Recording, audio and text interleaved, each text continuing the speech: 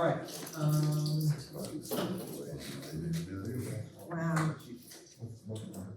so, let's do a quick roll call. Jill? Marcia, Here. Joe, Here. Chris, I'm not on your roll.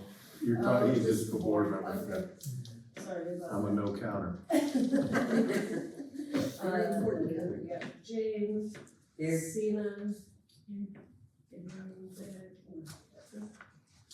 All right, so we've got two agenda items today. We're talking about, the Shade Tree Commission proposal for trees on Housing Authority property, and we're talking about the proposed pest management plan. Is there a public comment on either of those two agenda items? Alice, this may be the time for you if you want to speak. I have submitted a letter to the board, at the last meeting, we talked about the fact that there would be a problem as far as budgetary concerns concerning, doing the maintenance on the trees. Now, and we did discuss the fact that these are all small flowering trees and there would be limited maintenance. And of course, we understand, the city understands, we understand, that they can't take any more on as far as maintaining the trees, and that you have limited budgetary funds. I submitted a letter to the board, I guess this morning. I guess it was a 3 o'clock in the morning thing, but my husband and I, who are both arborists, we've been arborists for 30 years. We've planted in our careers thousands of trees on many different properties, and particularly in areas, I'm originally from Philadelphia. We did a lot of tree planting with Habitat for Humanity in North Philadelphia, and we all know how important trees are in any situation, but particularly in a situation where there's a lot of people in a small space. I've driven past Morgan Village probably once a week for the last 15 years. Then my husband, his office is right around the corner from there. And one thing I always notice that you have the large Norway maples there, but there's no understory or small flowering trees. So to me, being a tree person, it was kind of problematic, but when this situation came up with this environmental justice grant, that was purposely for areas that had a large population, a low income, a community that was underserved, and this particular grant was for that. So I thought this would be a great opportunity in order to add these trees. Understanding the burden of doing tree maintenance, my husband and I both discussed this, and we have decided to volunteer to do the maintenance on these 23 trees that would be planted for a period of 5 years. And that would mean the removal if there's a problem with them, any kind of trimming that would need to be done, those kind of things. So that's basically where it comes down to. Thanks. Real quick, I'll just ask, is there any other public comment? Otherwise, we'll just segue into the first item on the agenda, which is the tree proposal. Okay, so thank you, Alice. You can stand, you can sit back. But I'm sure I'll sit back here with my friend. Yeah, we might have some more questions for you. Okay, I'll be glad to answer. So just to recap for everyone, so Alice came to us a few meetings ago, 2 months ago, I think it was. Yes.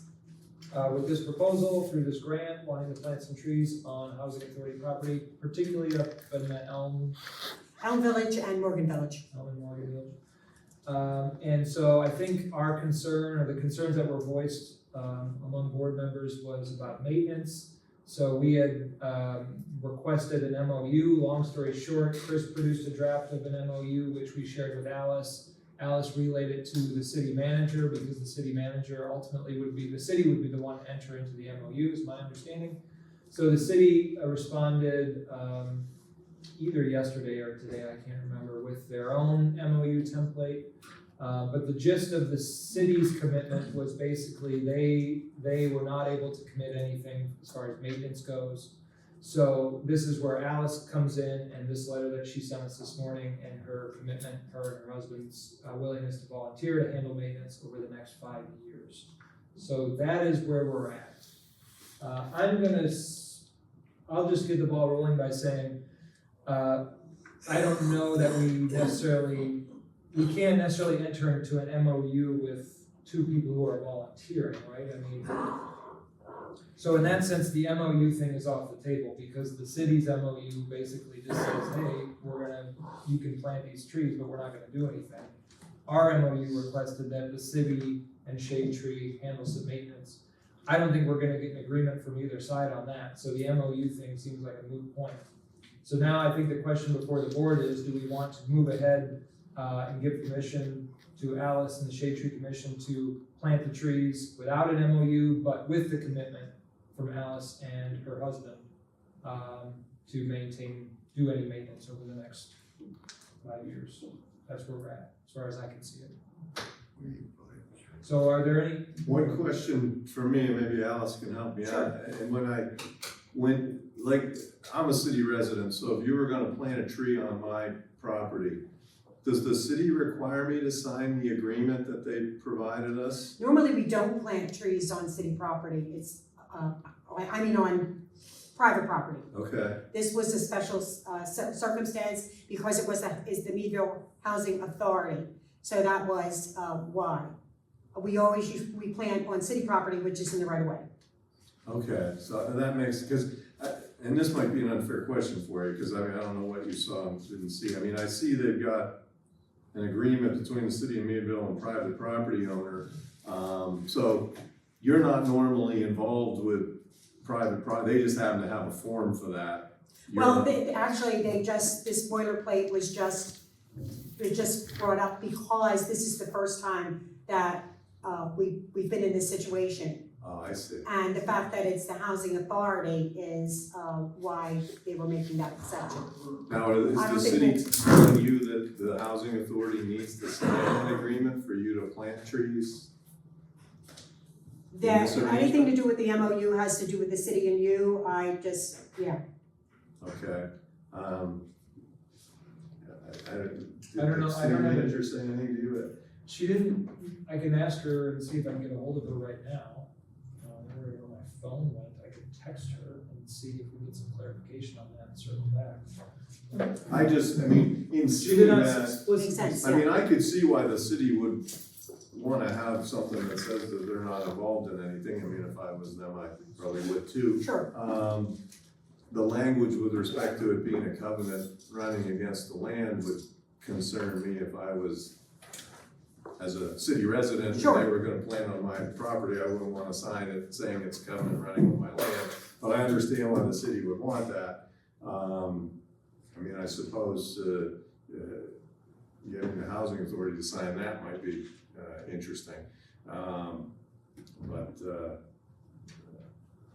thought because I wasn't sure in watching those emails, because Mary Ann didn't really say much about and that would make some sense if they've just created it now.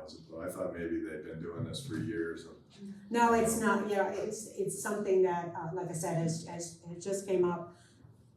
Frankly, we were supposed to plant these trees down in the Fifth Ward, but the gas company is working there.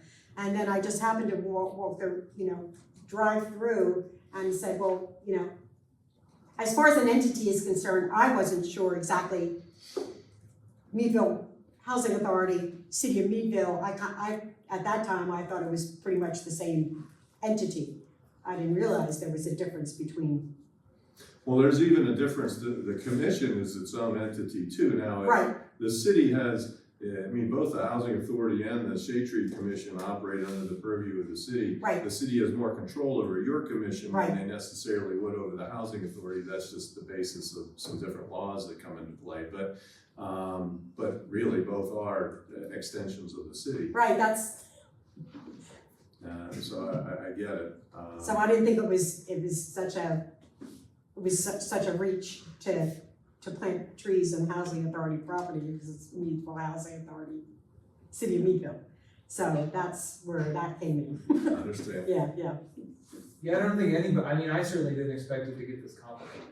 Yeah. So Yeah. I think we're in agreement there at the very least.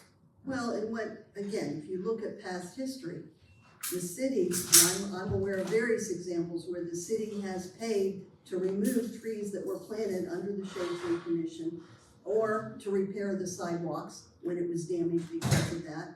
I'm aware of one case where the Shade Tree Commission and the city determined they thought the tree was getting diseased and they wanted to remove it. And in that case, the property owner didn't want it removed for whatever reason. And there was an agreement between the city and the property owner divesting the city from that tree, which is the exact opposite of what we're hearing now. So I'm just saying, Well, the city MOU basically says, go ahead and plant the tree and you're responsible, we would be responsible for maintenance. well, I understand that, but in the past, it was their responsibility because they wanted to do it and held the homeowner up to it if you want to keep it. So I'm just saying, But those trees were in the right of way. The ones that you're referencing were all trees in the right of way. my understanding, not all of them were, but a lot of them were. Alice, what's your sense of, you're much more of an expert on trees than any of us, your sense of the maintenance requirements for these trees? Very little. In fact, if you're familiar with the genus and species of the trees, if you go through town, some of these trees have been planted 20, 30 years ago and have had little, if no, maintenance. So the only maintenance we've done is if it's, first of all, we have an ordinance about where things are to be planted. But if there's a site problem where a branch is close enough to a stop sign that people can't see it, we take those kind of things out. A few years ago, they had this thing where they were planting hawthorns that have big thorns on them. The idea was that if we plant these, nobody will vandalize them. Well, then the trees grow down, and now we have to limb them up so that they're not at somebody's site level. But other than that, all these trees that we're talking about right now, very, very little maintenance, very low maintenance. Okay. So we've talked, the issue's been raised before, I think Kyle raised the issue of maintenance, have concerns about like with the crab apples and that and the mowing, right, to do with the apples. Right, that was the concern that Kyle brought up the first time. And then we eliminated the trees that had the larger crab apples in it. The only crab apples that we're using right now, the fruit is less than ½ an inch. Okay. And we eliminated 9 of the crab apples that we were putting in there. And we just kept with this small, compact crab apple. The other ones are red buds, which there's some fruit that hangs on there. It's just a dry pod that really it basically disintegrates. And service berries. And service berries have a very small red fruit, but the birds eat them before anybody has a problem with them. Even if they would drop on the sidewalk, they don't create a problem. Like right now, we're having problems with oaks and the acorns on the sidewalks. That fruit is same thing. It's about this big, and it really doesn't cause any maintenance problems. And also, the fruit is so small that it's not something that's going to clog a mower or something like that. Whether it's a domestic home mower or it's a commercial mower, it's not going to cause any problems with those at all. Does anybody else have questions for Alice? And I'm including Kyle, if you have any questions. Questions, no, I just, the concerns, but I've already made those known, so. Does anything Alice just said help to alleviate any of your concern? I mean, we're still gonna have to like mow and weed whack around them, and if a branch isn't down, like, yeah, we might get 5 years of somebody who's willing to do it, but after that, when they actually have the size to where it could do more potential damage, that's like on us, and What do you think about that, Alice? What was the last part? Was that sidewalks, did you say? He's wondering after the 5 years is done, whether they could potentially do some sort of require more maintenance, damage, anything. They're all very small trees. The crabapple is the largest one, and this is extremely small crabapple. I'm familiar with that particular one, and it's basically a vase-shaped crabapple, so we don't have the problems of a large crabapple. The old-fashioned crabapples, if you go up to Diamond Park, you'll see those big old-fashioned crabapples that just go on forever. These were hybridized specifically as street trees. Now, we're not going to be planting in a right-of-way, in a narrow right-of-way. They were designed for that, but that's not what we're going to be doing. We're going to be planting more in the lawn area. Okay. All right, So when so you say that they were hybridized for street trees, that kind of implies that they're not going to be dropping branches everywhere, and they're not a nuisance because they've already been designed to be where people are walking. Right. Okay, That's I just exactly wanted right. For Yeah, clarification. yeah. You know, that's the whole thing, it's a, you know, trees are, you know, I can compare the design of cars to the design of trees. Things are changed all the time, you find a problem with them, they hybridize to remove that problem. And these specifically, the first round we did have some larger crab apples, but we took all those out. These are specifically for smaller spaces, low maintenance. The fruit is very insignificant because we didn't want to cause any problems, we didn't want to give any problems to Kyle. As far as maintenance, there will be some, but as far as suckers or anything like that associated with the trees, that's what my husband and I will take care of. Any broken branches, pruning, any of that stuff, that we'll handle any of those things. But only for 5 years though, and then after that, when they are bigger, like, yeah, there might be designed not to have branches that fall off, but I mean, if insects get in there and eat some away, it could rot it, deteriorate it, and issues could happen that they're designed not to happen, but I mean, if a tree is gonna do it. Well, it's not limited to 5 years, but you know, everybody gets old, so, yeah, it could be 10 years. But, you know, at my age, 5 years is what I said, and, these are all small trees, they're not gonna get huge. When you say small, how big are we talking?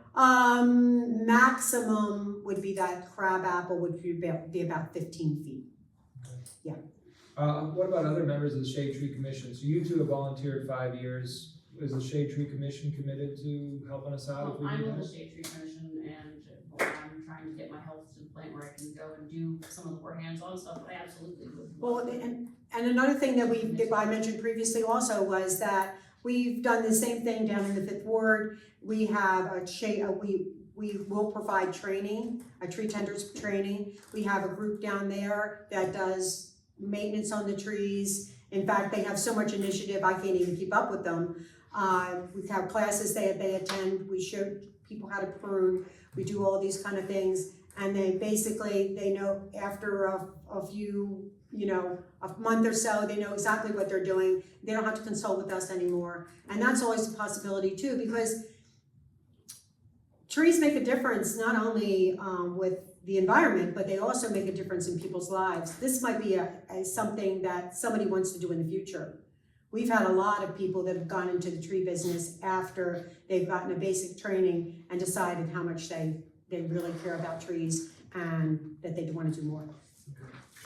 Here's a thought, I mean, maintenance, if they wanted to, I don't know if you guys would be interested in learning more about trees, you already have to deal with what you have with the bushes and the trees that are already there. I think that would be an interesting training to help with what you already do. Plus, what if we got resident council involved? Maybe some resident council would be interested in doing that. Yeah, and we'd be glad to host any kind of plant trees like tree trainings. I mean, my sense of the issue at an end here is that maintenance is concerned about adding to their workload, which is a fair concern. You're saying, hey, you don't have to worry about it, these trees will basically take care of themselves, and whatever little maintenance will be required, you're happy to step in. Other Shade Tree Commission volunteers perhaps will be stepping in later on down the road. So, you know, that's what we're dealing with. I don't know, Jane, if you have any thoughts? You live in, Morgan. I don't have a tree in my front yard, I have a fire hydrant. Oh, I know where your house is. Do you have any thoughts on this proposal?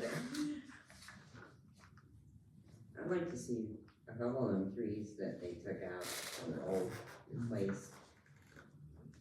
I can't imagine how much nicer it would look. I remember- Flower and trees. Every house had a tree except for the one I live in. So we used to have trees and there are no trees now. Okay. You know, one across the street, one where my mom used to live, where Cena used to live. So 23 trees divided between Elm and Morgan, so we're talking like 10 trees roughly at Right. each site. Mhm. Marcia?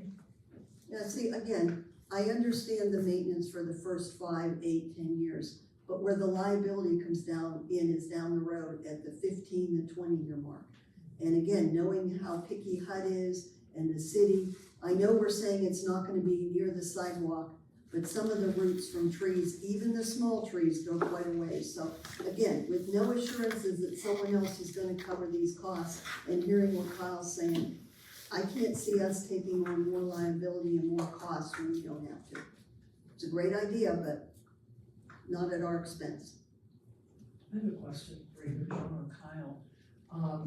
Do we have mowing contracts for those sites or no? Everything's expiring next year, we're taking on everything ourselves.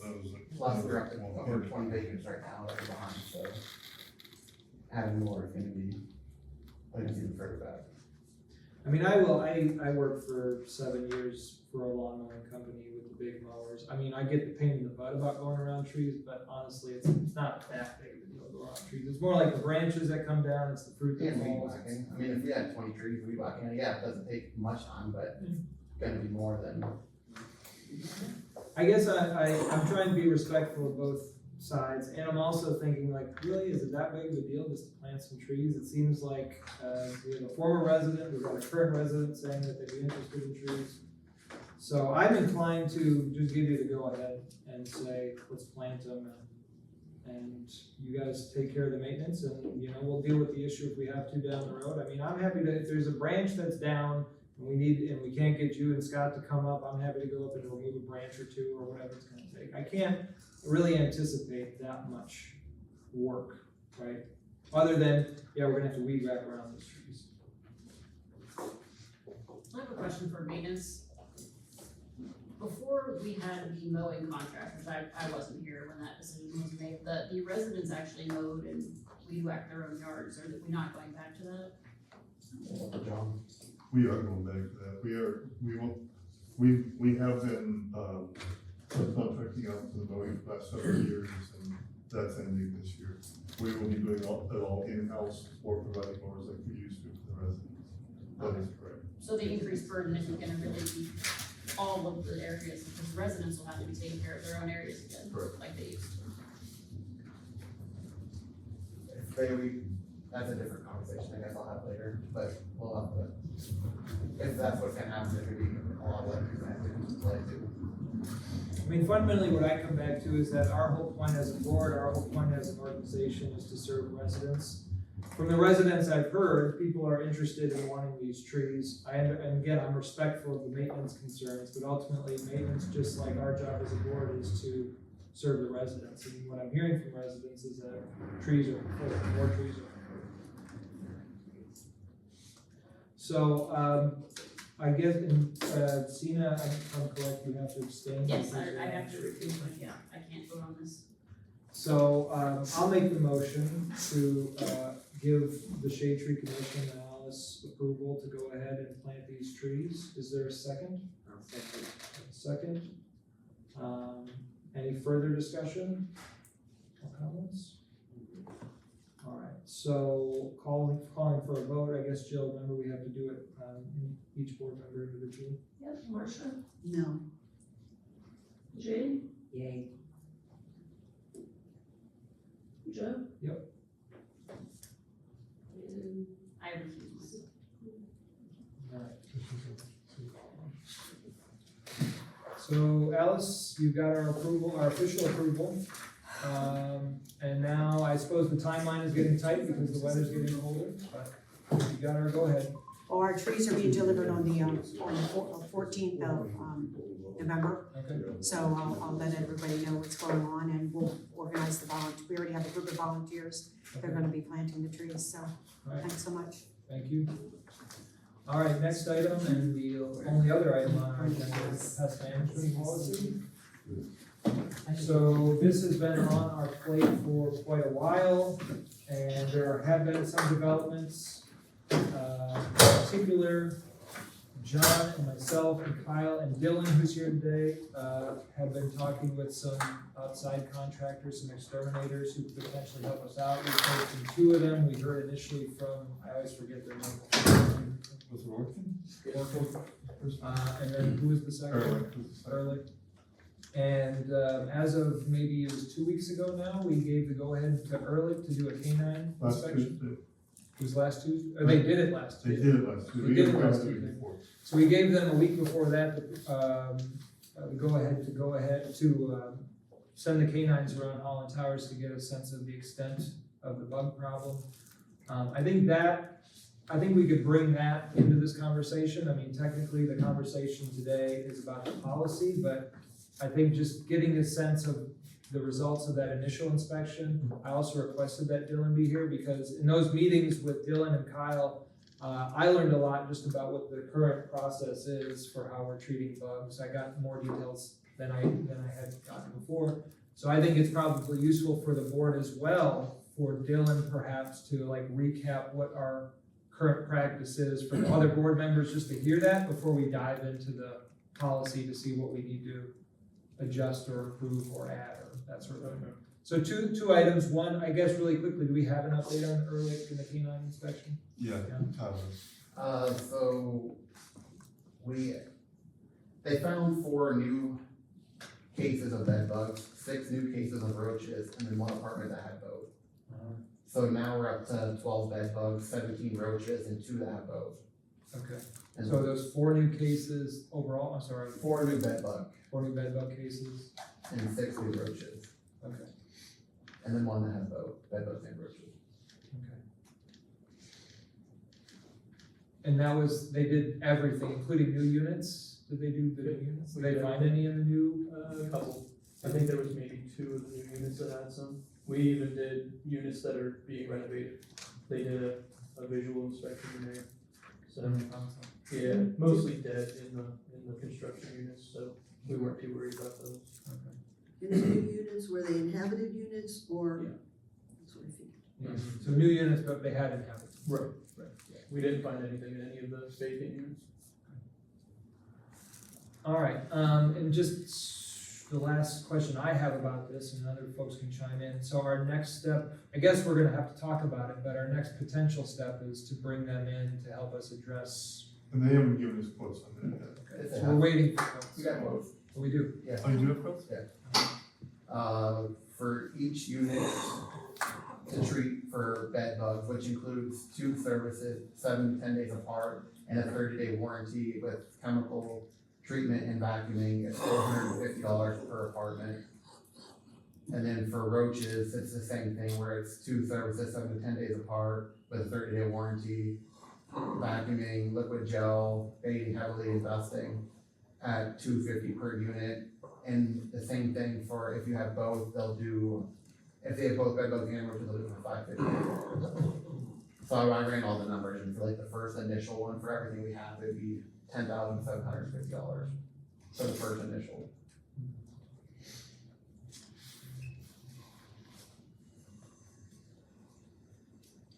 All right, so, maybe we can circle back to this question of whether or not we want to, utilize Ehrlich and their services. Chris, can you, correct me if I'm wrong here, if the board just gives general approval, right, for John and Kyle to work with Ehrlich, right, if we give a broad approval to a broad plan about how we're gonna utilize these contractors, they can just deal with the day-to-day part of it, correct? Like, for instance, if we say, okay, we're just gonna use, this was Kyle's suggestion, we're just going to use Ehrlich to treat active cases. And our current staff, Kyle in particular, will handle preventative work, right? That's, am I summarizing your proposal, Kyle? I'm sorry, Dylan. Dylan, yeah, sorry. Yeah, I mean, that would help us. Yeah. So if, in other words, Chris, what I'm asking is if the board thought that that was a good idea, we just said, yeah, give John and them the go-ahead, we'll use the contractor to treat active cases, and our staff will just go ahead and handle preventative cases. Is that all we would need to do? Do we need to do anything more than that as a board? Well, I think the issue is gonna be in the contract that gets proposed. I mean, it sounds to me like it's gonna be lower than the procurement threshold issues for you, so. Well, yeah, depending, if it's 10,000 for the first time we use them, then it's 10,000 a month, then Then that's a it's bigger, yeah, a so. bigger. I think the answer for you depends upon what they provide us in a formal written proposal, because it may be that there may be some requirements that John has to meet in order to present it to you. for board approval. It certainly sounds like it makes sense for him to proceed in getting all that information for you folks. Cause you're gonna have to come up with some sort of a plan. But off of what I'm hearing right now, I'm not sure as to whether, because it sounds like this could be a big cost item. And if so, we've got some rules we have to follow with respect to that. And we got quotes from the Orkin person as well, and theirs were much higher. So I mean, would this be the kind of thing initially we look at it like, do we, from an RFP, or do we need is it on a case by case basis? I mean. It's case by case, but I mean, did they provide you something in writing? For the pricing? Yeah. Yeah. Or did they, let me see. So maybe Chris, while you're looking over this, Dylan, if you could just give us a quick summary of what you typically do, what our process has been, and what you would recommend if we were gonna work with early. So currently, right now, I guess I'll break it down by bed bug or roaches. If a tenant calls and says they have bed bugs, or if when we do our quarterly, we find bed bugs, my initial action is to give them a prep sheet, which we have prepped up. It's 2 pages, and it's just basically like going over the couches and the bed and whatnot, and you're gonna vacuum all the tufts of the bed, anything that you can reach, within reason as a tenant. We get that maybe there may be limitations, that's kind of where we'll step in and help out. Also laundering all of your blankets, pillow casings, like plush toys, anything that you could launder, we have them wash and dry, and then we have them bag it up and get that out of the way. Wish I'd have brought a prep sheet, I could've given you all one, but I've got them. oh, you have them? Okay. Yeah. Yeah, if you wanna just kind of pass it around, I mean, it's asking them to do quite a bit of work on their end that helps us, and then so. Is that your new one, the one we didn't do that now?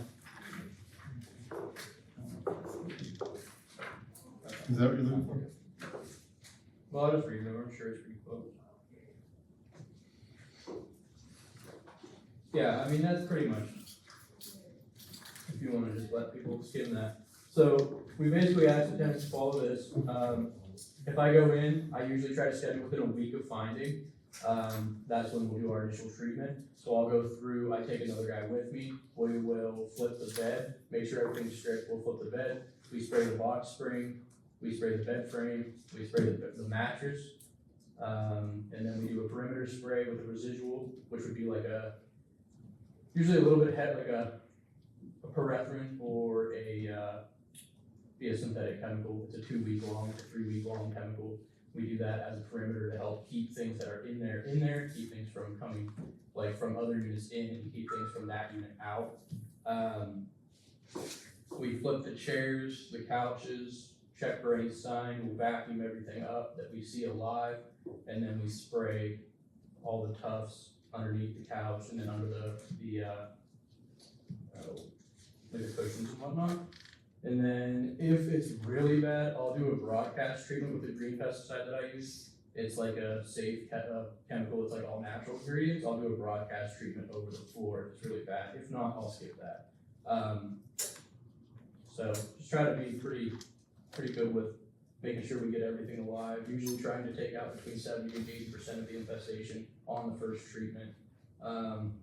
With roaches, it's a little bit different. We're going through, we're making things, making sure that all food is cleaned up, and making sure that all the cabinets are cleaned out. We'll go through and bait. I usually like to try to use monitors and bait only, just because that keeps the roaches in one area. Most sprays that are on the market are somewhat of a repellent. They're not all marketed as a repellent, but sometimes you spray and they have a scent to them and it'll actually disperse them and they'll go to units, that we don't want them in. So we try to just bait and use monitors for the roaches and vacuums. We try to do as much as we can with a vacuum cleaner, because if I can remove them from the environment, then they can't be there, or you can't remove them, so that's pretty much it. I mean, we just try to be as thorough as we can, take out as many as we can mechanically, use as little chemical as we can. I mean, we don't wanna waste it, so Right. And so in my sense, our two meetings, when we met with the exterminator, we all stuck around after and I asked you some more questions. My sense was that, you're doing all you can with the capacity you have, but you've got other responsibilities. And so Right. you could use some help. I mean, setting the budget question aside, you would welcome some help if we could find. Right, definitely, and I mean, especially if they can say they can treat some of these people in 2 treatments, which I have a hard time believing they can. But if they can, that's great, I'd love to see it. If they can come in here and treat some of these places, and, I mean, they've seen them all, and if they still think that they can do that, then that's fantastic. If they can treat 2 times and guarantee 30 days clear, I'd like to see that. So, if they can do that, awesome, that helps us out tremendously. So perhaps it could work that we give them an initial test, right? We let them do the first run at 10,000, whatever it was, see if they can live up to what they're selling. Yeah, I mean, even if we don't wanna do the 10 or whatever, and we just wanna let them run free with just our bed bugs, I mean, the bed bugs for me that's my toughest, I mean, it's the most labor intensive.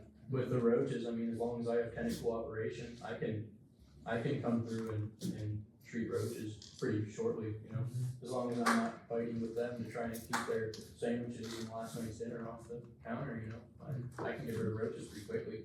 But the bed bugs is just, with them utilizing their dog and with them utilizing all their manpower, they can find it before I can, and they're talking about having the manpower to be able to come in and do, the initial unit that's saying they have a problem, and then they're gonna do one on each side and one on each side above and below. I mean, I don't have the manpower to do that.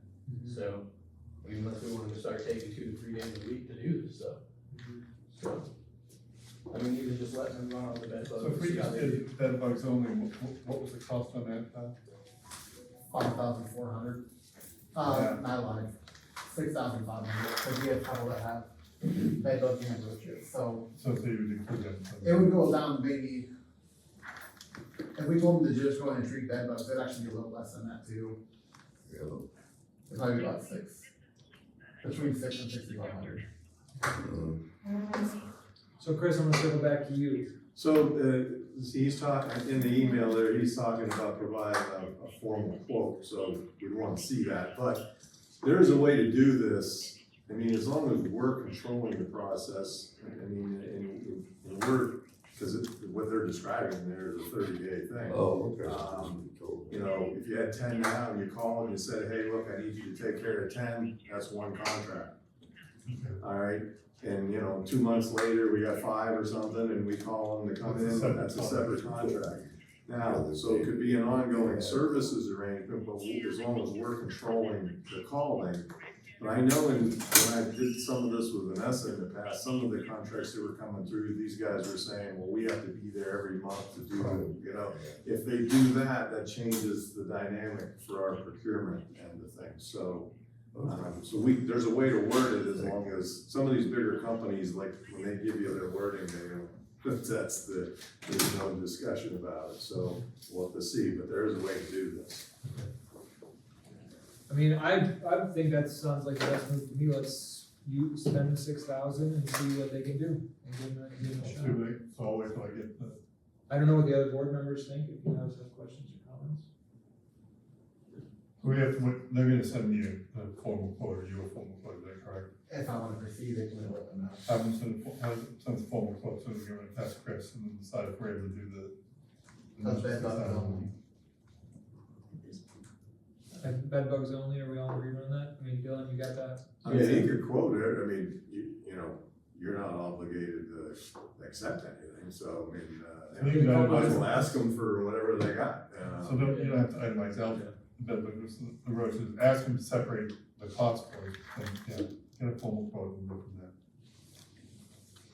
there.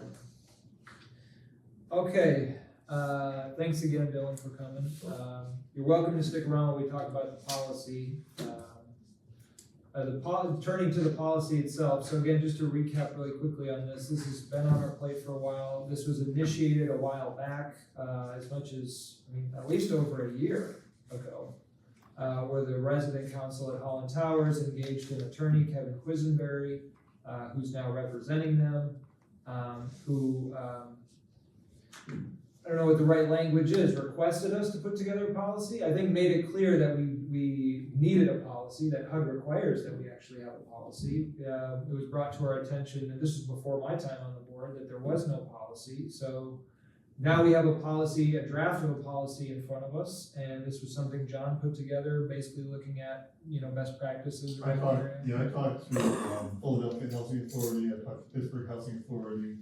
I did some research on HUD requirements as well as a couple other, and I think funding now. There were a couple other agencies I looked at. New Jersey Housing Authority, there was a Rutgers study that I referenced. And then there's stuff from,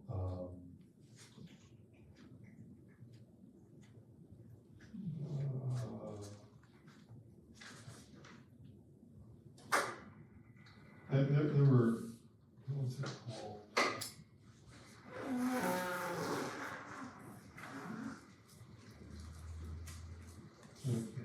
There were a couple other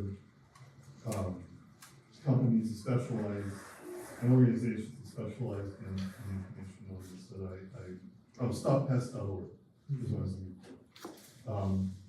And I took the best things I could find from all of them. And even like, well, some of them use the canines, they use them a lot in Pittsburgh, they don't use them so much in Philadelphia. The cost of doing canines to do on a regular basis, you don't actually get it, you can get it close to or as good as using the monitors and visual inspection. Yeah, one of the Rutgers study compared to canine detection, you can get with visual inspection plus the monitors, it's more economical and accurate. But it's a good starting point before you use the canines. So that was what I did in putting it all together. I know Kyle's had a chance to look at this. Dylan, I don't know if you've had a chance to look at this. I think I've skimmed through it, just trying to see it. It's a robust policy, that's for sure. There's a lot of, Yeah. but, we're trying to be comprehensive. Yeah. I did go over Prison Berry's things, I have some info on that too, Yeah, so, Kevin, on behalf of the Holland Towers Resident Council, sent us, I think everybody should have in front of them, his recommendations. There were 10 in section A and looks like 3 in section B. So, and I had I think there's a couple that we could probably address pretty easily, and then maybe a couple others that would require discussion. So, John, what are your thoughts on that? First, when we talked about the different languages, we do not have any non-English speaking tenants. Okay. Period. We have 1 or 2 that English is not the first language, but they speak proficient English. So I'm not sure that that's putting it in various formats of language accessibility. I don't understand the rationale or the expense that would be involved in that at this time. Yeah. Just hypothetically, if somebody were to move into a housing property that was not an English speaker, would we be able to provide them with some kind of I mean, my sense is there's probably some AI software out there right now. Probably that could just something out there, but we've never encountered it at this point. Joe, just one caveat, because I heard this from another federal organization. You are probably not going to be able to use AI for your translations because the government has determined or proposed anyway that there's no way for you to know whether or not it was done correctly. So that you need to pay a qualified translator to do your translation. I know that's commonly across other departments. So again, if so-and-so needs it in X, then yes, there are organizations in Erie and other that we can call to get translation. But I just want to throw out there, be very careful with AI, only because I've heard for certain other federal departments, that is not permissible. Thank you. I think the bottom line there is we'll cross that bridge if and when we get there. It should be something that we'd be able to handle. Okay. Your policy would just simply to be to accommodate people as they come. I mean, So perhaps that's allowable. Could we add a line, so just to keep in mind, if we make any adjustments, and I suspect we'll make some amendments, this is gonna have to go back out for public review, it's gonna go back to Kevin, so can we at least put a line in there to address this concern, which says something to the effect of, if the occasion arises, we'll work with a non-English speaking tenant to. We would have to do that anyways with our lease and everything else. Well, I was gonna say, that should be in all of our documents that we make that available, right? Same way if you're visually impaired. So I'm glad we're having this conversation, that's good to have in all our documents, like you just said, right, just so we're clear. That way we can, So what would you say, if the occasion arises, other translations can be made available, Right. or other formats? Alternate formats, whatever, if you need any document in an alternate I format. would say if necessary, alternate formats will be made available as necessary. I think I said that twice. Alternate form would be as necessary. If necessary, alternate formats will be provided. I know for the court, I've used Allegheny College in the past to translate Italian and some other, things that I had to do for the Hague Convention and stuff. All right, John, what else? We talked about wanting to identify more conditions that lead to pests.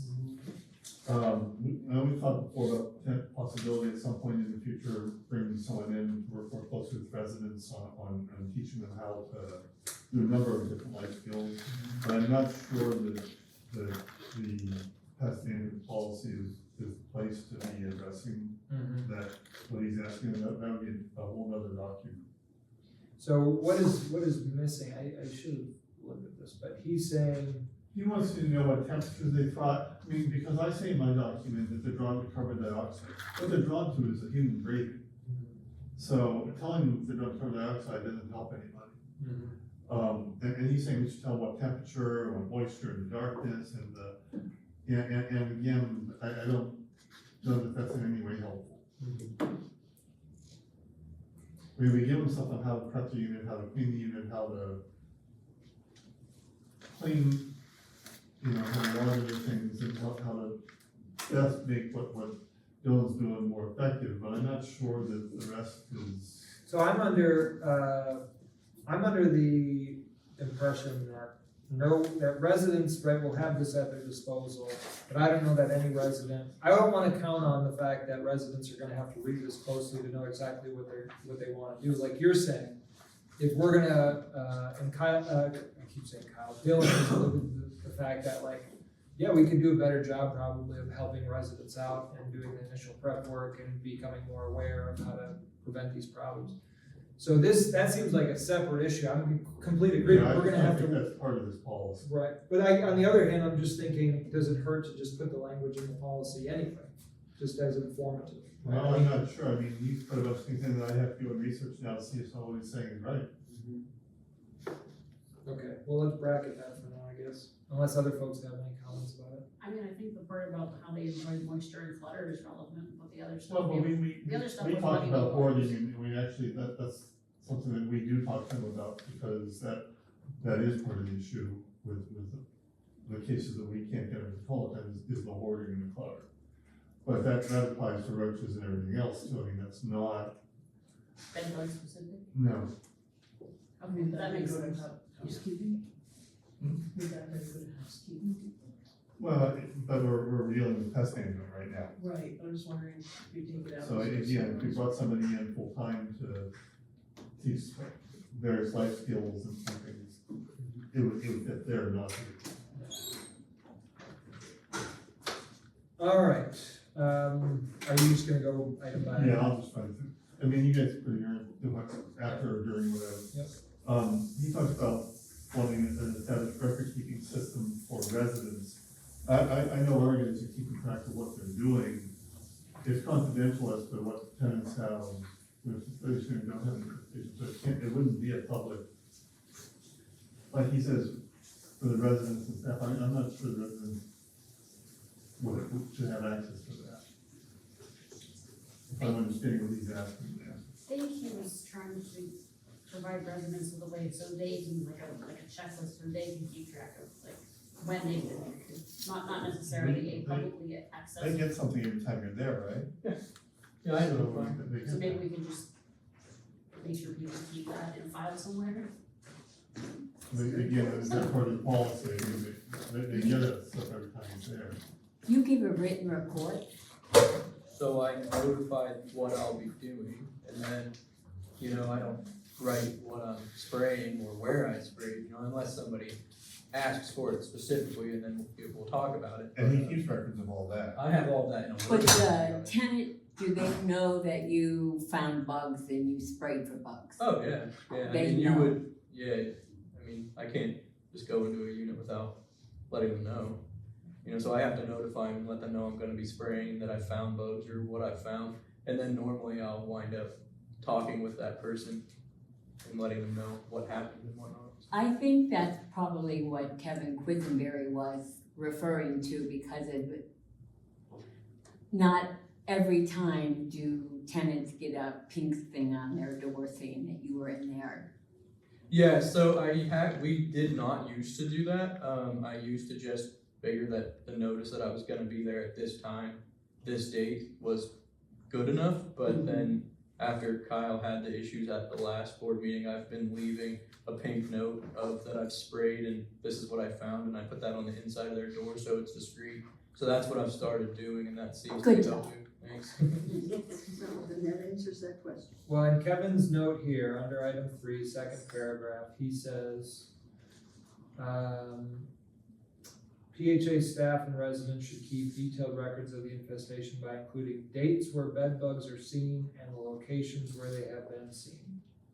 To me, those are the records, that's what he's talking about, that's the information. He wants a record-keeping system that includes dates where bugs are seen and locations where they've been seen.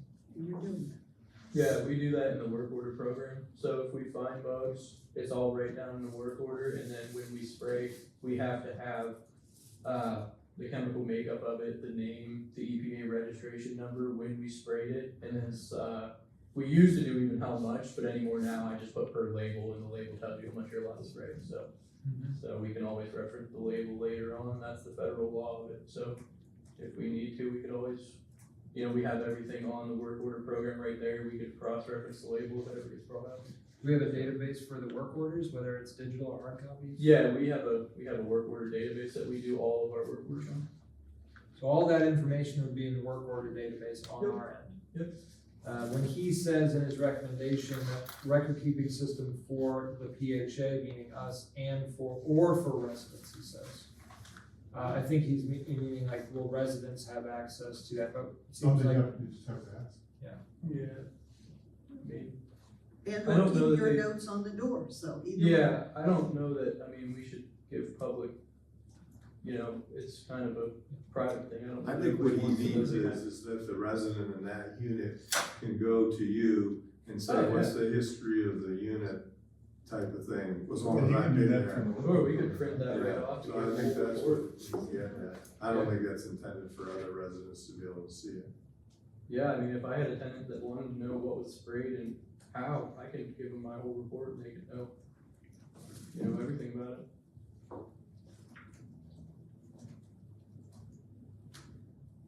so I think it would be a good idea to simply include a sentence or two that captures these two issues. One, that we are currently, we do have a record-keeping system through the work order database, which includes dates and locations.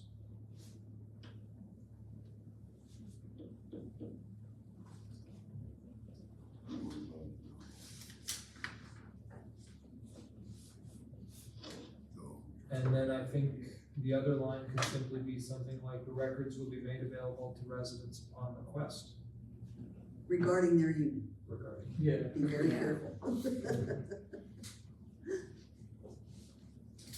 Upon request, residents, well, I'm trying to think of the word.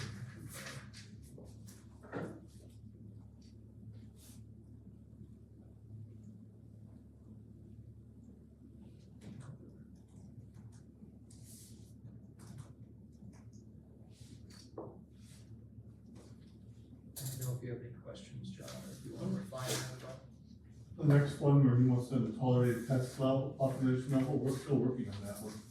I mean, we haven't, we have some ceiling levels mentioned in the policy, where if the infestation level goes above 20%, then we can look at putting in, sealed mattress covers, but we don't have a bottom threshold because, I don't know, we've reached, that's been, I don't know if that's determinable. So from what I understand, the threshold level is when you start to take action, that would be $1, Well, right? yeah, So one if we bug would find be, one if bug, that's what it means that by is that, our yeah, threshold. they see one bug, they'll spray. I mean, that's how I've always kind of implemented it. So when you say that that's population level we tolerated, that means that, or a threshold for action, one bug. Right, we I don't agree with that. technically have a threshold, it's on site, we're starting treatments.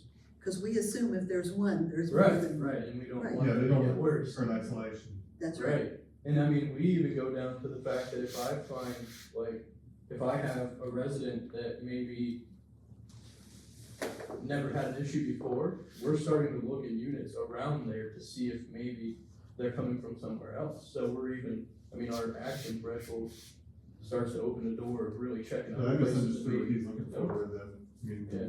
there isn't a minimum threshold for action, he's right, it's one bug. That's all it took. The way your Time I had for you. Yeah, if we find one, we're getting to it. So under construction of the building, you're gonna get them because you're going through walls. You know, you're putting holes through walls to make doorways. You know, they're in the walls and, you know, but I think the company that has the dogs is a good idea because they can snip them out where you can't see them. Right, so we gave them the go-ahead, they're gonna come in here and help us out. So Yeah, that's- they came to my unit, they didn't find anything. But, I think the dogs are a good idea because they can snip what you can't see. So we are gonna work with them, Wayne. We made that call. And then, so are you just gonna include language, the threshold is, I mean, I'm not taking anything I away assume that from was these two, because understood. they do their job. I think the dog is a good idea. I don't, I do have a question about that. One bug, it doesn't matter if you find it or the resident finds it, correct? Right, yeah, I mean, if we have somebody call, if a resident says they have it, you know, I always prefer if they can, like, you know, obviously kill it and put it in a bag, or, you know, a picture of it would be great. But if I see even sign of that bug, and you Yes. say that you've seen it, well, we're gonna start. You know, we'll start by monitoring, I have the sticky traps and whatnot, we'll start with monitoring and leaving that out, and then we'll see where we go from there. I mean, that's usually, we try to start light unless it's a heavy issue. You know, we don't wanna do anything crazy, but if it turns into something where we have to do a full unit spray, then we would definitely do that. so I don't wanna complicate things more than they already are, but the last line in this item, the proposed IMP policy, or IPM policy should include a discussion on different pests and what levels those pests will be tolerated. So cockroaches, one bug is the threshold, bed bugs, one bug. Same thing, you have mouse spatting, one is enough. So we want a blanket statement that says the threshold for any Yeah, pest, any pest. Okay. At any level will be addressed as brought to our attention. just so long as we have that, let's update that language. Yeah. Yeah, because like even, you know, we have issues with fruit flies seasonally, and I mean, you say you have a couple of them, we're coming in and putting traps in.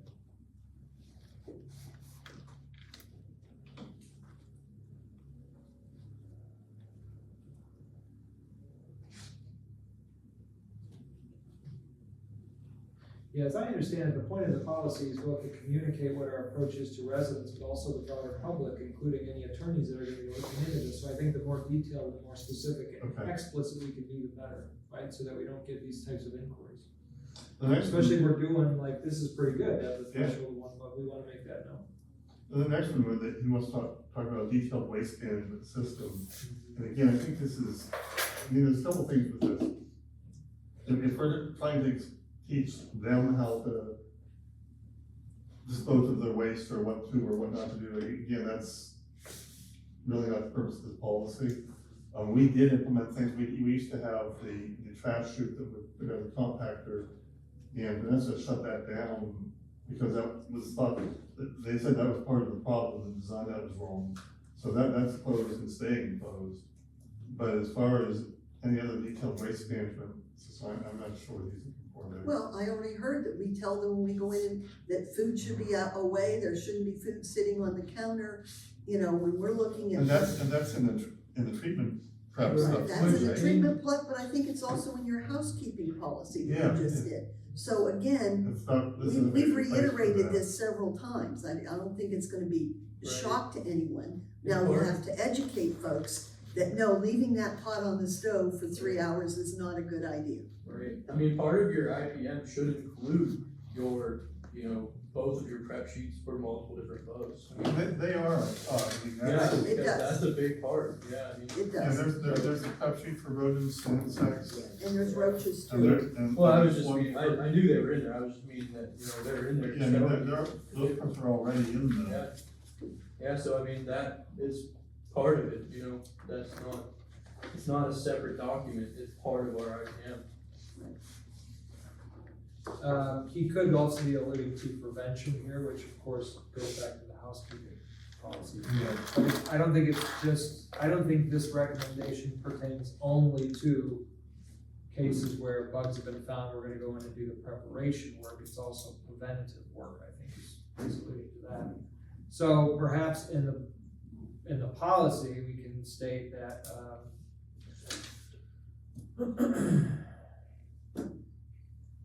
I mean, at some point, maybe the policy should include a kind of catch-all section where it's like, maybe it's putting the cart before the horse, but should we hire a resident services coordinator who's gonna do the work of educating residents on waste That's really where management? something like that's gonna go. Because that's what different for some of the other aspects of this. That's better handled there than in the policy. And the So- policy, I thought was more, you got a bug, we've seen a one bug, what are you gonna do about it? Yeah, I think I think Kevin and the resident council are coming from the perspective of how can you provide the most robust, comprehensive policy, you know, according to the guidelines and the best practices, so. And part of what I did in building ours was looking at the policies of other housing authorities. Philadelphia was held up actually as one of the benchmarks, they're one of the most successful ones, and they didn't address anything like that, so. I'm just trying to think of if we do want to include, if we want to allude in some way that we are going to be working with residents through some sort of, whether it's a new position or current positions, to do some education around waste management, prevention, that sort of thing. I mean, I don't know how detailed we can get because we don't really know How that's how gonna that's hatch gonna out. play out. So I'm thinking out loud. The other one, Let's keep it on the level. people I was talking to. The next one where he talked about more information on how the types and brands of pesticides are chosen. I'm not sure. So it says, it says, that this one says, the proposed policy should include more information on how the types and brands of pesticides will be chosen. I'm not sure if we call Ehrlich or Orkin, if they're gonna necessarily have an answer for that, where they're gonna choose whatever's gonna be most effective, Or whatever's available. or whatever's available, yeah. And they would have to keep those sheets as well.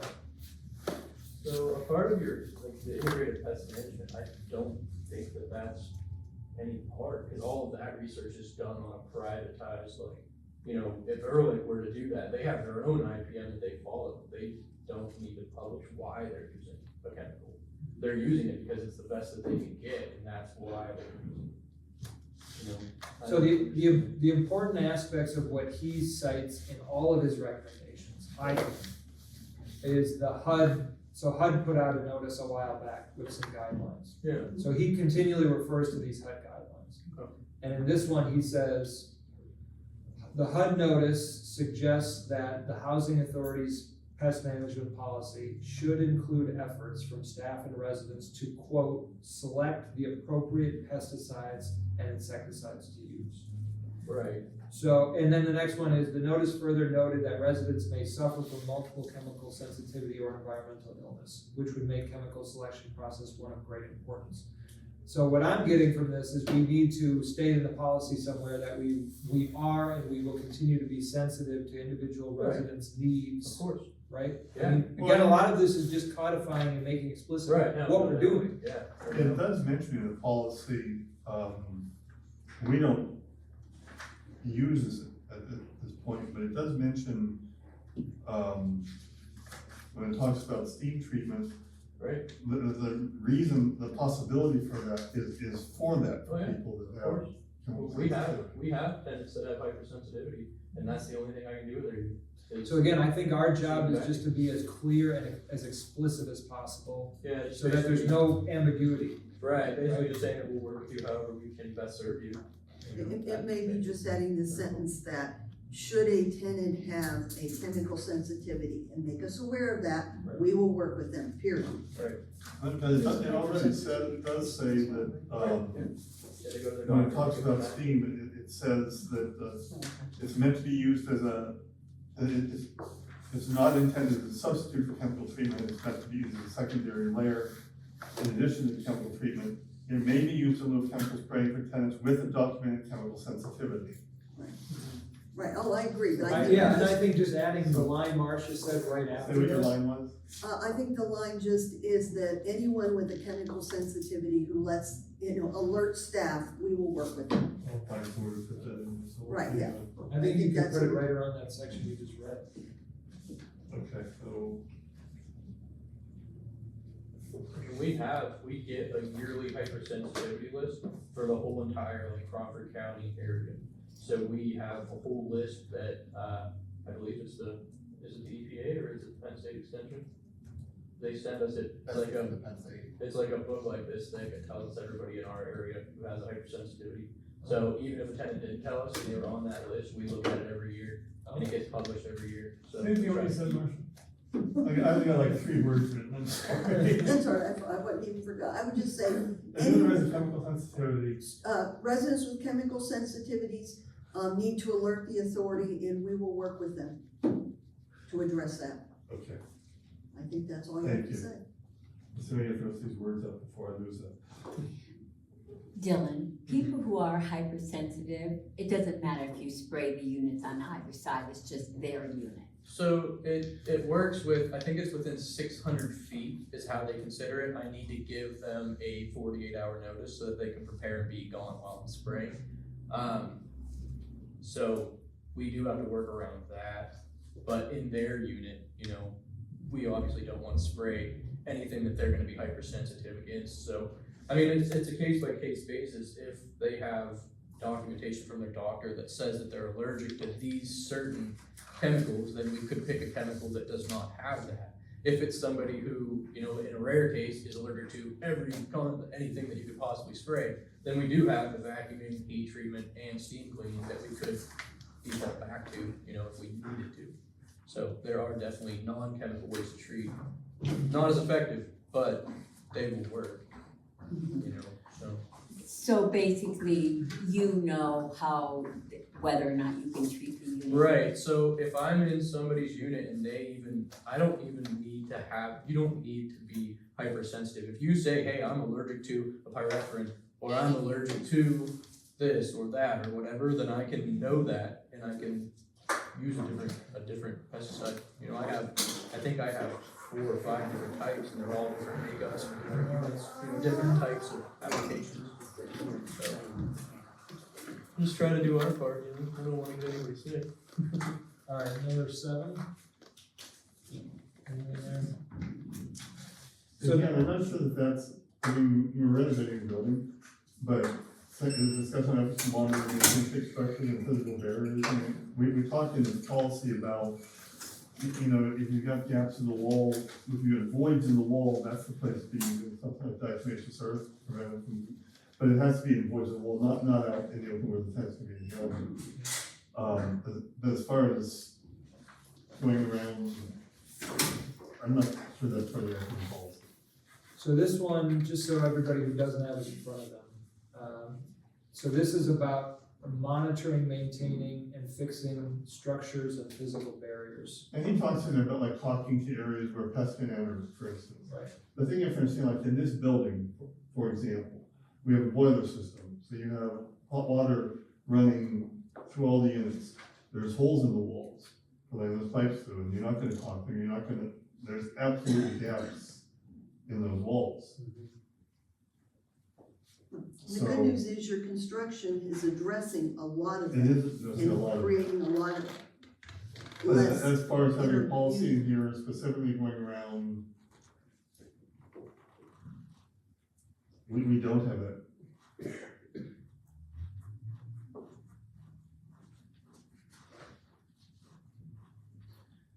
Again, I'm just trying to think of any language that we can add to make explicit, right, what we can do. Like, yeah, but like, he wants to monitor physical entry points. Every unit, there's holes in the wall where the pipes run through. So he says, yeah, the last line there? So the housing authority should include a discussion within the proposed policy on more ways that staff and residents can lessen the chances of a pest infestation by monitoring physical entry points using various techniques.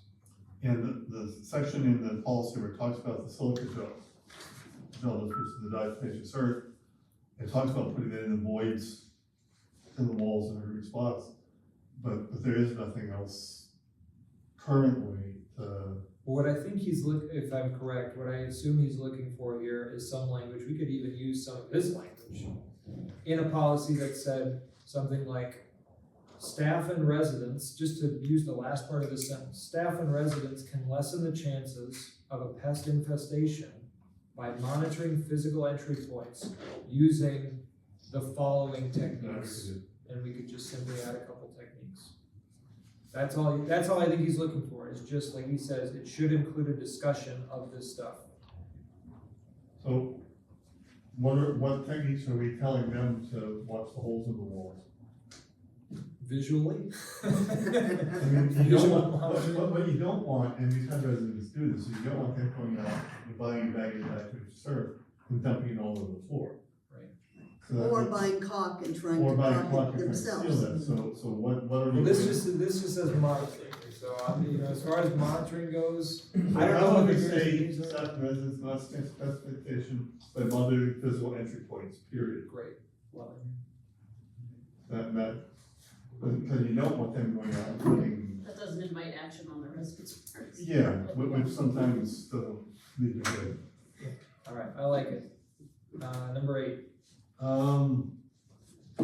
Again, that education program for residents. same thing with the, when we get it bring forward. So let's bracket that one for now and come back to that, number 8, because I think that can include some of the other things like the waste management and what was that, number 2 about identifying conditions. So let's circle back to number 8. Number 9, the proposed policy should include a plan to post signs and or warnings when pesticides are being used. Do we do that?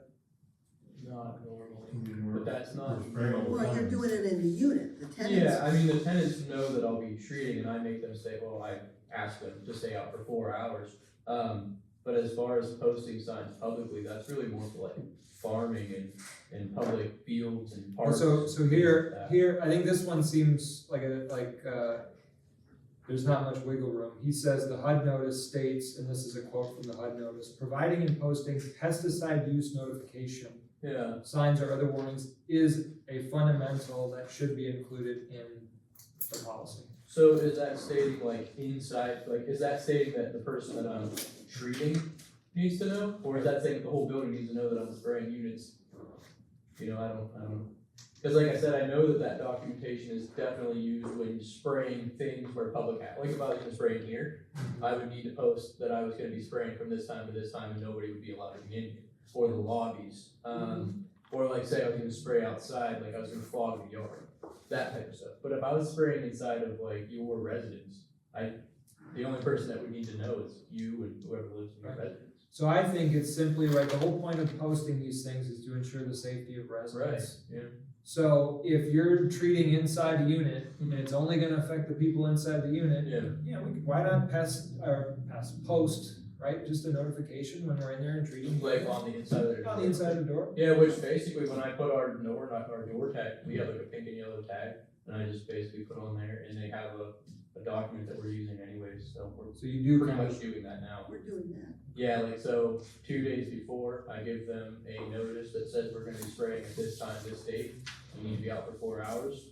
That resident has that, and then I go in, we have that normally on the fridge or on the door inside or wherever they lay it.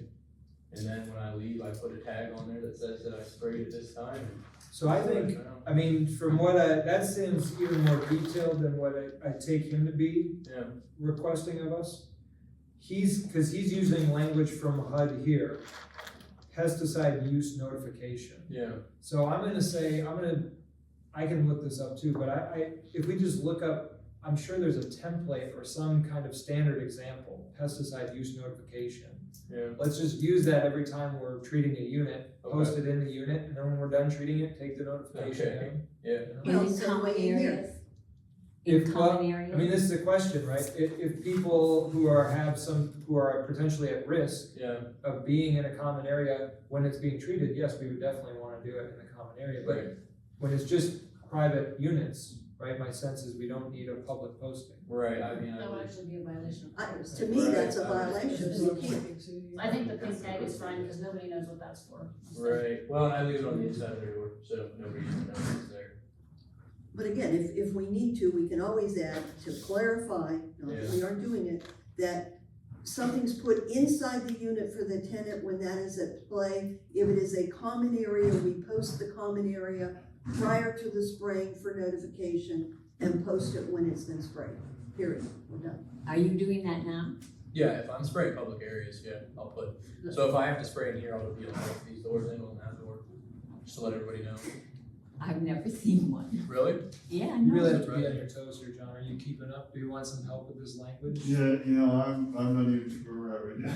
We're on number. I know we're on number nine. 9, that's on use notification, public areas posted prior to spraying, but they already are. So. No, I can't say what. Do we Jeff have was that doing. language in I the don't know what policy? he was doing. Probably not. You know, only taking over for the last. So I think we should just add. In the to that hallways, too. effect. Yeah, I don't know what Public he was areas are doing. posted prior But to you spraying, do the hallway. so residents. Yeah. are- I would so say If I'm pesticide going use to do the hallway, like notification. right now, I have like Cause a that's the half, language from HUD. a hall that is pretty Right. rough right Pesticide now, use and I'll notification. do that. Public areas. And you posted- put up let's say why public it's public there. areas are not posted Yeah. prior to And spraying. afterwards. Yeah, so Good You job. could just say, on the one side. yeah. Good posted job. prior to spraying in both common areas and in individual units.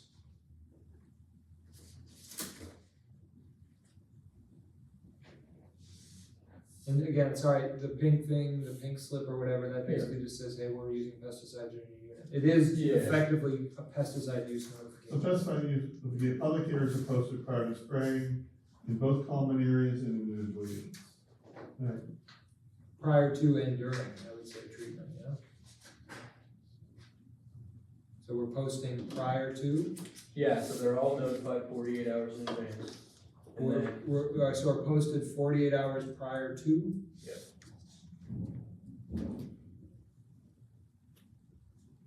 We are recording this too, by the way, if we all need to go back, or the three of us need to go back and get the language right. So we're posting 48 hours prior to, and then we continue to post throughout the duration of the yeah, treatment.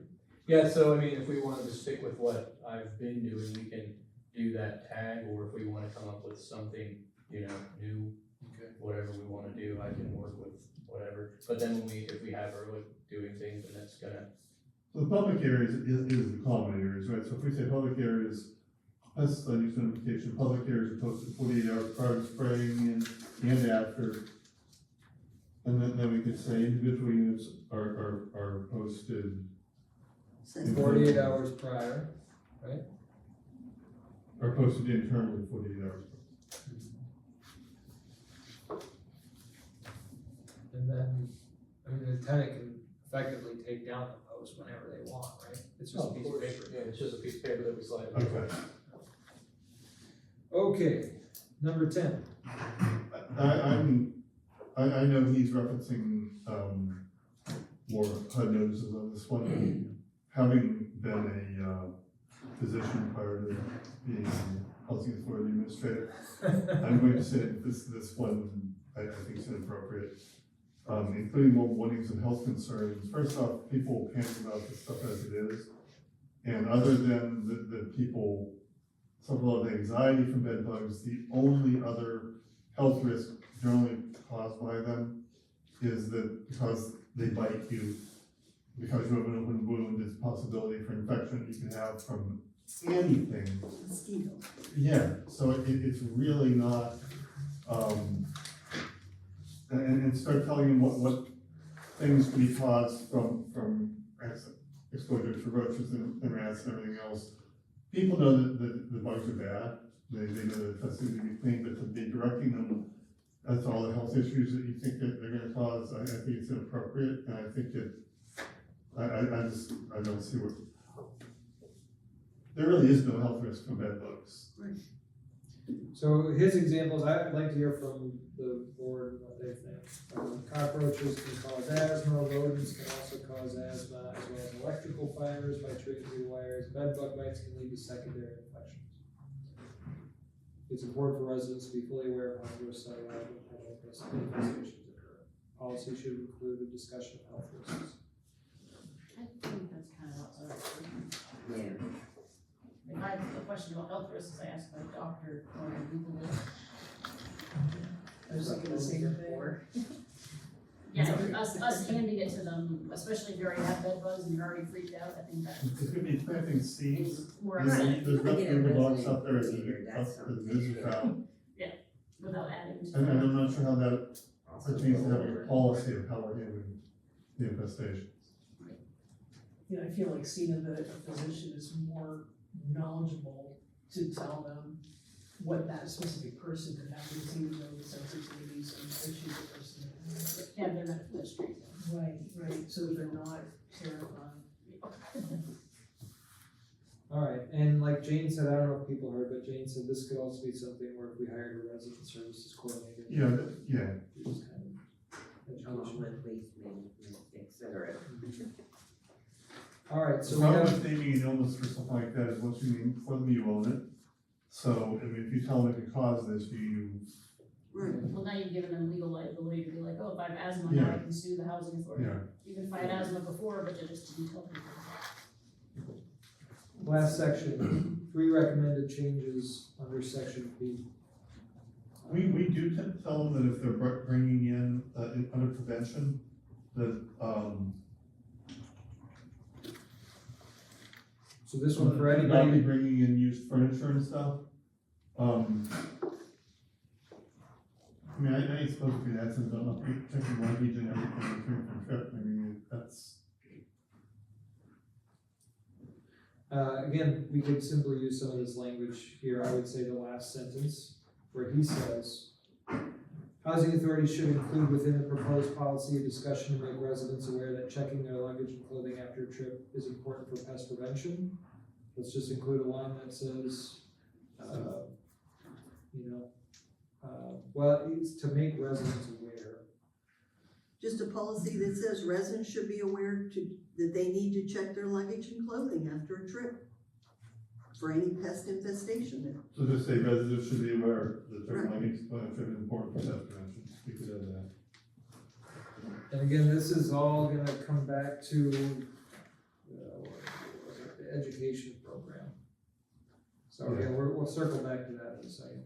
Could that also include, at that point when you get to that area, I mean, so I don't wanna police tenants, but at the same time, I'd like them to be aware that they visit another person, if they know they have an infestation, could spread it as well. I'm not really sure if that works.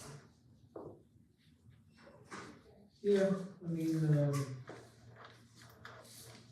it seems to me that maybe at least 1 and 2, I mean, that would be included under this, I think, Sean, that kind of discussion. I think you're right, like, number 2 here, proposed policy should include a plan to physically remove bed bugs to treat infestation. So the policy should describe the importance of physically removing bed bugs through various cleaning tactics. The HUD notice recommends that policies include a discussion of physically removing bed bugs through cleaning. And it lists a number of methods, including such methods for staff and residents to follow will help ensure pest management is effective. That would be That's in under your list, coordinator. isn't Is it in the, And you were talking, and you go over it with them, how to vacuum under, under their sofa, under the, Oh, yeah. Yeah, I mean, it's not in a case where I just throw that in a door and leave. I mean, normally we go over that whole prep sheet and I try to get them to understand it the best they can. Because the better they follow that, the easier my job is. So, Right. Yeah, try our best. And then number 3 would be the role of coordinator as well. And that's There's actually, lieutenant and staff orientations, yeah.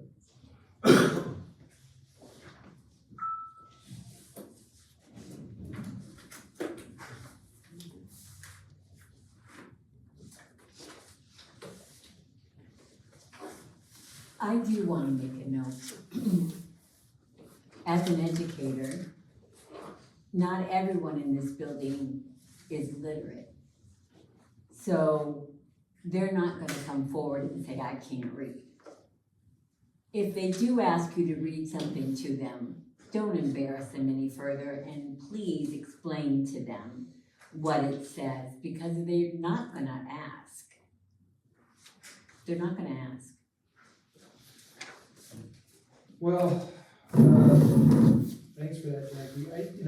All of these issues, waste management, prevention, education, treatment methods, health issues, these all could fall under an education program where whether people can read it or not, right? There should be some kind of program that goes over each of these things. The question is, what language do we want in the policy at hand? Okay. Well, I was looking at the bed bug treatment preparation, my question that I got this would be, okay, what do I do after? Like, do we have a checklist for after? Like, do you need to wash the stuff that was treated, like the toys and stuff? The things that are left in the room for you to treat, like, do residents need to wash those before they give them back to their kids? So normally you wouldn't be treating any toys or anything like that. I don't know what exactly that states.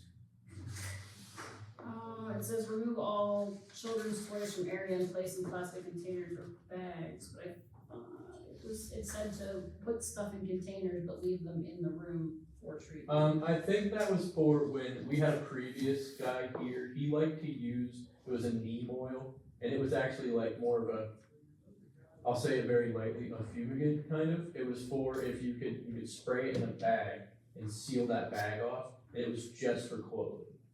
So what you would do is you would treat it in that bag, and then yes, you would wash and dry it, but I've actually got away from doing that because I don't think it's as effective. But as far as like plush toys, like stuffed animals, kids toys, stuff like that, we don't really treat that just because that's not our bridge normally. You know, I guess if it was on a case-by-case basis where say you had hoarded things and it got really bad, then I guess I'd be more apt to just say get rid of those things rather than to try and treat them. Because, you know, you don't want your kids playing with something that's been treated. But yeah, we normally wouldn't have that problem. Oh, I was just thinking Yeah, that because of reading this. I just thought to address the waste management part that you were talking about, could we have a post, like, you know, something to say like, you know, don't leave food on the counters, you know, Yeah. make sure your oven's cleaned out, in order to prevent for future infestations, here are the things you need to do. I know it's gonna be in the Right. housekeeping policy, but if we reiterate it once it's done, I mean, you can't repeat something enough times, really. Does that sound like a good plan? Any of the stuff in here that we said would be more better addressed with the housekeeping policy could also just be so you want a post-bed bug treatment? just like a prevention checklist. You know what I mean? Just reiterating some of the stuff that I know is covered in the housekeeping policy.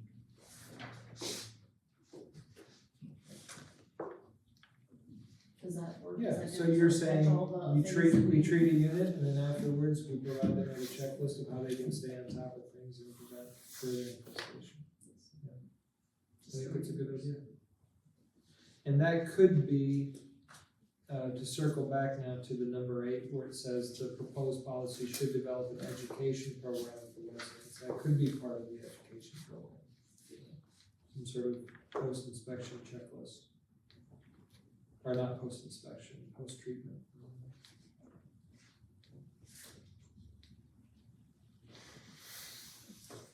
You could do, what the courts did for a while was they made videos of things that, you know, that they would have to repeat a lot and do a, you know, I don't know, 20-minute video that's available to new residents as they come in, or, you know, they cover these types of things.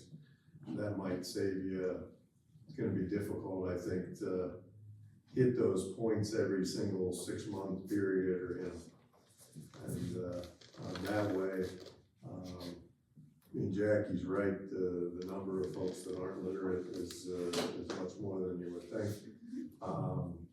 And so when it's on a video, then the folks, you know, and you just roll it out, and, you know, ready to go. Public service announcement. So I like that idea too. So the video could include, that could be the education program. That's effectively, right? Yeah. And the video would include things about waste management, about preventing, about treatment methods when they're in the unit, about potential health issues, all that stuff could be covered. The question I think for us right now is getting the wording right for the policy, you know. And I don't know if we I'm tempted to say like, well, we should be talking and kind of draft a little bit more language just about this education component. And then come back, bring that to the board as a whole to consider. And then, you know, if we're all in agreement, then post it publicly. I mean, right now, frankly, with the fact that we've got early coming in, we're trying to get on the ball, that's the urgent part. Right, This is just like getting documentation down. okay, And I think we need more time, and this is not the meeting for really thinking through the education program in conjunction with a new possible position like a resident services coordinator. I think we need to figure out, like, is there a budget for that, what that could potentially working look on like? that.